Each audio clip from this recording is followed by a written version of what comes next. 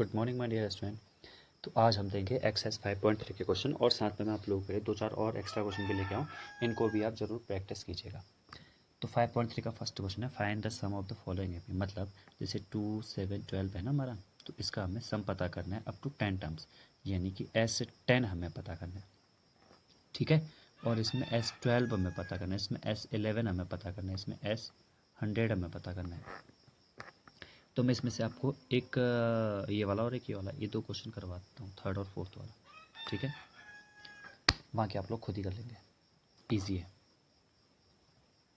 तो अब इसके लिए आपको क्या पता होना चाहिए, फॉर्मूला पता होना चाहिए बच्चों। कौन सा वाला, एस एन इक्वल्स टू।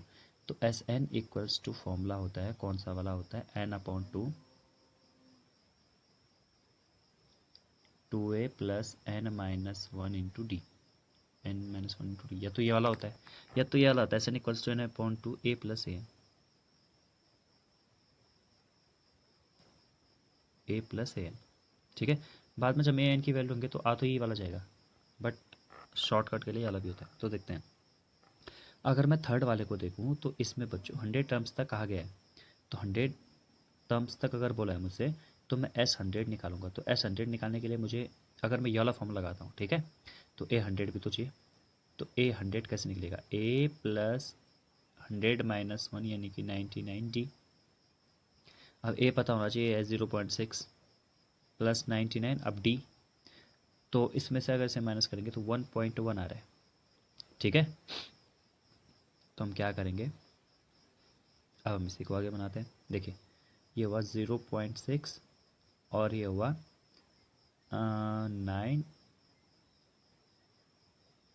ये 989 हुआ, ठीक है। 98.9 हुआ क्योंकि पॉइंट भी है। तो हम जब इसे प्लस करेंगे, तो आप देखिए बच्चों, मुझे पता है कि आप लोग को प्लस करने में किसी किसी को शायद दिक्कत आती होगी, तो इसलिए थोड़ा प्लस वाला कॉन्सेप्ट बताता हूँ। देखो, पॉइंट के नीचे पॉइंट आना चाहिए, ठीक है। और ज़ीरो हमने अपनी मर्ज़ी से लगा रखा है, ये कोई ऐसा नहीं कि ज़ीरो लगाना है नहीं। देखिए यहाँ पे 0.6 था, 98.9 था, तो पॉइंट के नीचे पॉइंट तो हमने लगा, बट ज़ीरो हमने अपनी मर्ज़ी से लगाया। तो ये कितना हो गया, यहाँ से ऐड करेंगे 9, 6, 15 का 5, कैरी 1, 8 और 1 9, 99.5। तो ये हमारे पास कितना हो गया, 99.5, यानी कि हमारे 100 टर्म का सम 99.5 नहीं आएगा। ये तो हमारा केवल ए एन आया है ना। अब हम फॉर्म लगाएंगे, S N equals to N upon two A plus A N, ये वाला फॉर्मूला हम लोग लगा देंगे, ठीक है। अब इसके बाद आएंगे कैसे सॉल्व करेंगे इसे। देखिए, डियर ये हो गया 50 और ये कितना हो गया, अगर इन दोनों को प्लस करेंगे आपस में तो कितना हो जाएगा, ये हो जाएगा 100.1 हुआ है, हाँ 100.1। तो अब हम जब इसे मल्टीप्लाई करेंगे तो देखिए, मल्टीप्लाई करने में 100.1 है, जैसे मल्टीप्लाई करेंगे तो ये ज़ीरो और ये पॉइंट गया, ठीक है। मल्टीप्लाई में ही गायब हो जाते हैं, तो इनका मल्टीप्लाई करेंगे तो हमारे पास कितना आएगा, 5005 आ जाएगा। तो ये हमारा आंसर हो जाएगा, ठीक है। चलते हैं नेक्स्ट क्वेश्चन की तरफ। देखिए, इसमें अब ये वाला क्वेश्चन है, तो इसके लिए सबसे पहले मुझे डी पता होना चाहिए। तो डी मैं कैसे निकालूंगा, 1/12 माइनस 1/15, LCM 60। अब देखिए 12 का यहाँ डिवाइड करेंगे, 12 5 जा 60, 5 का ऊपर मल्टीप्लाई 5 1 जा 5 माइनस 15 4 जा 60, 4 का ऊपर मल्टीप्लाई 4 1 जा 4। तो 5 में से 4 माइनस हुआ तो ये बचा 1/60। तो इनका डी कितना आ गया, 1/60 आ गया, ठीक है। अब हम क्या करेंगे, अब D1/60 आ गया ना। अब इसके बाद जो होगा हम फॉर्मूला लगाएंगे, ठीक है, क्योंकि हमें 11 तक सम पता करना है ना। तो D तो आ गया हमारा 1/60, बट S11 पता करने के लिए मैं वाला फॉर्मूला लगाता हूँ, A plus N/2 into 2A, ये ब्रैकेट ही है, 2A plus N-1 into D, ये फॉर्मूला। तो 11 टर्म्स तक है, तो 11/2 2A, तो ये तो 1/15 है, तो 2 का मल्टीप्लाई करेंगे तो 2/15। जब मल्टीप्लाई होता है तो ऊपर न्यूमरेटर के साथ होता है हमेशा,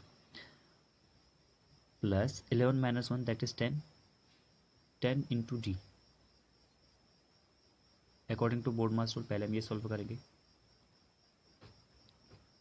तो अगर इसे सॉल्व नहीं करते तो ये कितना हो जाएगा, 11/2 11/2 हो जाएगा ये। और कितना हो जाएगा बच्चों, उसके आगे हम ये लिख लेंगे, ये हो जाएगा 2/15 और ये हो जाएगा 10/60। अब हम क्या करेंगे यहाँ पर 11/2 को तो ऐसा लेंगे, जब हम इनका एलसीएम लेंगे तो ये तो 60 आ ही गया। 15 4 जा 60, 4 2 जा 8, 60 1 जा 60, 10 1 जा 10, तो ये हो जाएगा हमारे पास 11/2 इंटू 18/60। ठीक है, तो हो जाएगा। अब हम यहाँ पर करके देंगे, देखिए 2 9 जा 18 और 3 से कट रहा है, 3 20 जा 3 3 जा, तो 11 3 जा 33/20। अगर कोई गलती होगी तो देख लीजिएगा, 33/20। हाँ, तो हमने क्या किया इसमें 11 टर्म्स तक n/2 2a plus n-1 into D, 1/60 ये भी ठीक है, 2/15 ये भी ठीक है, 10/60 ये भी ठीक है। उसके बाद हमने यहाँ पर 60 रहने दिया, 15 4 60 4 टू 8, 10 1 18/60। हाँ ठीक है ठीक है ठीक है। तो इस तरह से हमारा ये वाला आंसर। बढ़ते हैं थर्ड क्वेश्चन की तरफ। ठीक है, तो इसमें टोटल 10 पार्ट्स हैं, उसमें से मैं आपको 3 या 4 पार्ट कराऊंगा। तो मैं पहला वाला पार्ट तो मैं नहीं कर पाऊँगा, सेकेंड वाला पार्ट, अच्छा चलो देखते हैं सेकेंड वाला पार्ट। तो ए है 7 और A13 35, तो A13 को A+12 डी भी लिख सकते हैं। A7 हाँ 7 17 ही 7 है। तो हम यहाँ पर क्या करेंगे डियर स्टूडेंट, यहाँ पर 12D अगर हम करते हैं तो 7 उस तरफ जाके माइनस हो जाएगा, तो ये कितना हो जाएगा हमारे पास, ये हमारे पास हो जाएगा 28। तो D हमारे पास कितना आ गया 28/12 7/3। ठीक है, अब हम क्या करेंगे, अब हम और सॉल्व करेंगे इसे। तो S13 पूछा ना हमसे, तो S13 इक्वल्स टू हो जाएगा हमारा 13/2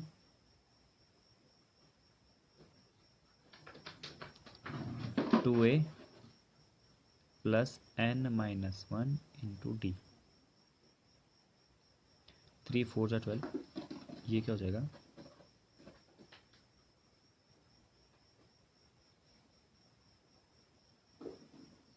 14 + 28। अब हम इसे प्लस कर लेंगे 13/2,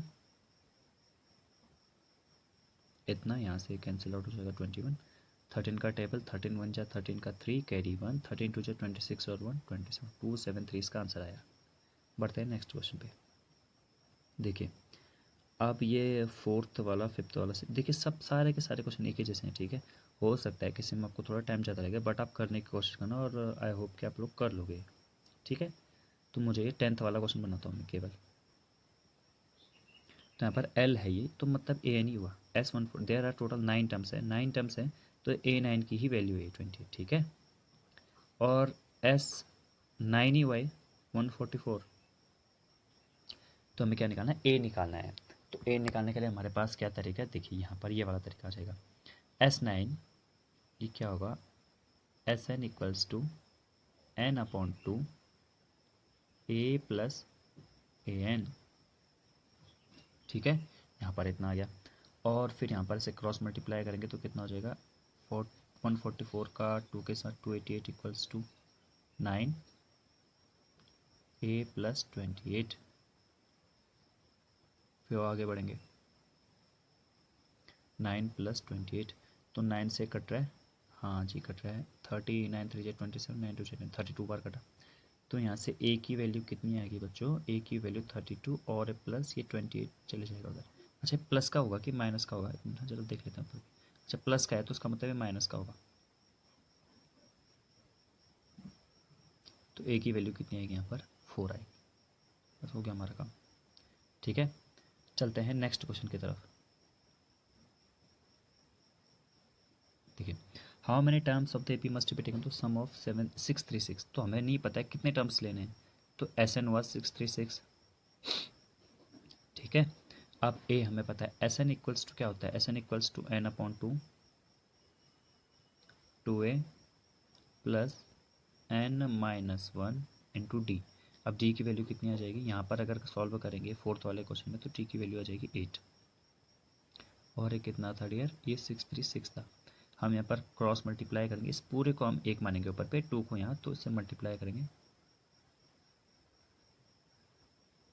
तो यह 1272 इक्वल्स टू 18 प्लस 8n-1। अच्छा ये n भी है, ठीक है, इस पूरे के साथ ही n भी है।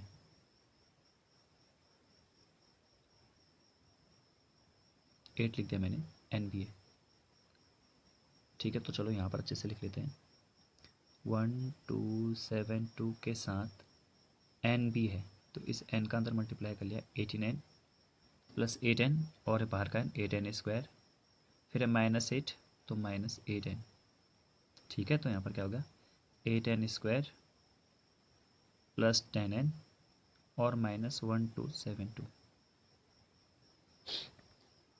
तो इसमें देखेंगे हम लोग कि किसका डिवाइड जा रहा है, तो इसमें साफ साफ 2 का डिवाइड जा रहा है, तो 2 से हम डिवाइड कर लेंगे। 2 4 जा 8, 2 5 जा 10, 2 6 जा 12, 2 3 जा 16, ठीक है। फिर हम क्या करते हैं, यहाँ से यहाँ मल्टीप्लाई कर लेंगे, फिर उसके बाद माइनस करके 5 आना चाहिए, ऐसी कोई वैल्यू आएगी तो n की 2 वैल्यू आएंगी हमारे पास। कितनी वैल्यू आएंगी, 2 वैल्यूज़ आएंगी, उसमें से हमें एक वैल्यू को नेगलेक्ट करना पड़ेगा, मतलब छोड़ना पड़ेगा, ठीक है। नेगेटिव वाली नहीं हो सकती, n पॉजिटिव हो सकता है, तो वाला आंसर आ जाएगा हमारा। फिफ्थ वाला क्वेश्चन है, the first term of A P is 5, ए 5 है, लास्ट टर्म 45 है, लास्ट टर्म पता ही नहीं है तो ए एन, सम 400 दे रखा है, तो S N equals to n/2, हमें पता ही नहीं है n कितने हैं, और a प्लस ए एन करेंगे तो ये कितना हो जाएगा बच्चों, 50 हो जाएगा। यहाँ से इसे कैंसिल आउट कर लेंगे 25, 25 से इसे कैंसिल आउट कर लेंगे 25 × 25 बचेगा कितना 15, 25 से गया तो n कितने आ गया हमारे पास 16 आ गया। अब n 16 आ गया तो इसका मतलब ये नहीं कि हम यहाँ पे रुक जाएंगे, 16 टर्म हो जाएगी a प्लस 15d। अब ये 45 है, a हमारा 5 है, प्लस 15 इंटू डी हम कर लेंगे, तो यहाँ से देंगे तो हमारे पास कितना आ गया, तो ये हमारे पास कितना आ गया, ये हो जाएगा हमारे पास 40 इक्वल्स टू 15d। यहाँ से d को हम निकालेंगे तो 5 8 जा 40, 5 3 जा, d आ गया 8/3, ठीक है। अब वो जो एक्स्ट्रा क्वेश्चन लेके आया हूँ मैं, उनको देखते हैं। देखिए, if the nth term of A P is P N plus Q then find its common difference. का कॉमन डिफरेंस हमने बताना है। कॉमन डिफरेंस यानी कि बच्चों क्या बताना है हमें, हमें डी बताना है, ठीक है। तो डी बताना है, तो देखिए किस तरह से बताते हैं हम लोग डी। तो इसमें डी बता दें, तो ये ए एन है ना, P N plus Q, N की जगह पर हमने एन रखा है। अब एन की जगह पर हम क्या रखेंगे, उससे छोटी वैल्यू, तो उससे छोटी वैल्यू अब हमें थोड़ा पता है कि एन से पहले क्या आएगा, एम आएगा, ऐसा थोड़ा होता है। तो एन से पहले n-1 आएगा कोई, तो यानी कि हम यहाँ पर ये कह सकते हैं कि ए n-1 जो कि इससे जस्ट पहले वाली टर्म है वो कितनी आएगी बच्चों, पी n-1 प्लस क्यू, ये आएगी, ठीक है। अब दोनों का डिफरेंस पता करना है, तो दोनों का डिफरेंस हम कैसे पता कर लेंगे, दोनों को हम लोग क्या कर लेंगे, यहाँ पे सब्ट्रैक्ट कर लेंगे, ठीक है। अब subtract in the sense sir कैसे, तो सब्ट्रैक्ट हम करते हैं, जैसे एक टर्म को उठा लिया, उससे जस्ट पहले वाली टर्म, जस्ट पहले ए एन है तो उससे जस्ट पहले ए n-1 होगा ना, तो इन दोनों को हम माइनस कर लेंगे। तो यहाँ पर से क्या हो जाएगा, P N plus Q minus, इस पी का अंदर मल्टीप्लाई करते हैं, पी एन माइनस पी और प्लस क्यू तो यही है। अब अगर मैं माइनस का साइन ऐसे हटाता हूँ तो यहाँ पर क्या आ जाएगा माइनस, और यहाँ पर क्या आ जाएगा प्लस, और यहाँ पर क्या आ जाएगा minus, Q Q cancel out, P N cancel out, बचा कितना पी, तो हमारा एक कॉमन डिफरेंस कितना आ गया, पी आ गया। अब चलते हैं नेक्स्ट क्वेश्चन की तरफ। For the what value of K are be consecutive term, consecutive term का मतलब ये होता है, एक ए पी है, ए पी का कंजिक्यूटिव वैसे लगातार होता है, बट यहाँ पर कंजिक्यूटिव का मतलब ये है कि जैसे एक टर्म ही है ना, उसके बाद ये है, उसके बाद ये है, ऐसा है कंजिक्यूटिव। तो मतलब हमें क्या बताना है, के की वैल्यू बतानी, तो इसमें से अगर मैं इसे माइनस कर दूँ ना, 2k-1 में से अगर k प्लस,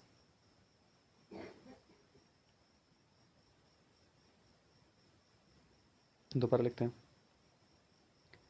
2k-1 में से अगर k-9 को माइनस कर दिया जाए तो कितना आएगा, 2k माइनस 1 माइनस के प्लस 9, तो 2k माइनस के दैट इज के, और ये कितना हो जाएगा 8, तो k प्लस 8। अब ये k प्लस 8 कब आएगा बच्चों, जब 2k प्लस 7 में से 2k माइनस 1 को माइनस करेंगे,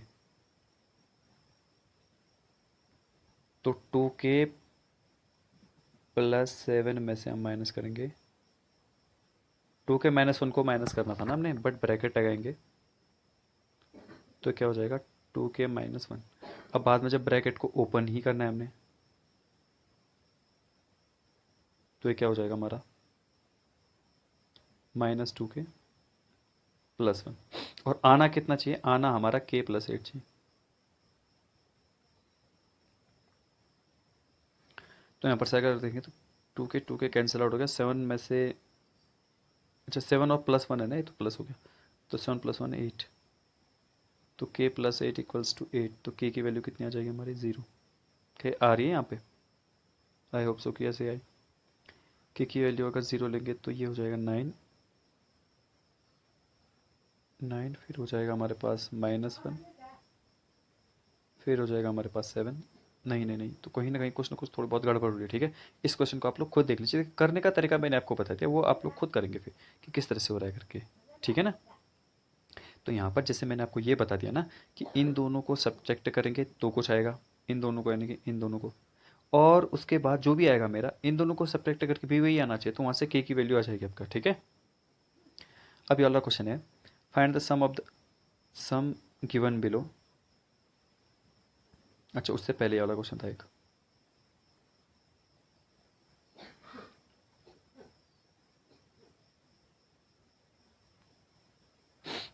if the in the AP common difference is D maths for seventh term is ना फाइंड द फर्स्ट टर्म, तो फर्स्ट टर्म हमें पता करनी है, तो यहाँ पर हम फॉर्मूला लगा लेंगे, A N equals to A plus N minus 1 into D, ये 4 है, ए तो ये रहा, प्लस 6 इंटू -4, तो ये कितना हो जाएगा 4 इक्वल्स टू ए -24, तो ए की वैल्यू आ जाएगी ना ऐसे, तो मैं इसे छोड़ रहा हूँ, ठीक है। इसे आप लोग खुद बनाइएगा। क्वेश्चन नंबर 2 को हम देखेंगे, तो इसमें क्या बोला है, find the sum of the given below, तो 46 नंबर टर्म तक हमें सम पता करना है, तो 46 वाले को हम लोग क्या ले लेंगे, ए एन ले लेंगे, A N equals to A plus N minus 1 into D, क्योंकि हमें ये पता थोड़ा है कि कौन से नंबर की टर्म है। 46 ए हमें पता ही है, एन हमें नहीं पता है, और डी हमें पता है, तो हम जब इसे करेंगे सॉल्व तो ये हो जाएगा 39 इक्वल्स टू 3 एन माइनस 1, 3 से कैंसिल हुआ 13, तो यहाँ से एन की वैल्यू कितनी आ गई 14 आ गई, फिर आप लोग पता कर लेना, ठीक है। वैसे S N equals to N upon two A plus A N वाला लगा के अब इसमें काम हो जाएगा इसी से। और इसमें क्या बोला कि 9th term of A P है वो 0 है, शो दैट मतलब हमें दिखाना है कि इसकी 29th टर्म्स जो होगी वो इसकी डुएबल नहीं डबल होगी, double, DOBLE, double double of its 19। तो ये थी हमारी आज की क्लास, अब हम मिलेंगे कल, तो कल इसके कुछ एक्स्ट्रा क्वेश्चन आंसर भी करेंगे, और 5th तक के क्वेश्चन आंसर हमने सॉल्व करते हैं, उससे आगे हम बढ़ेंगे, ठीक है बच्चों। तब तक के लिए थैंक यू।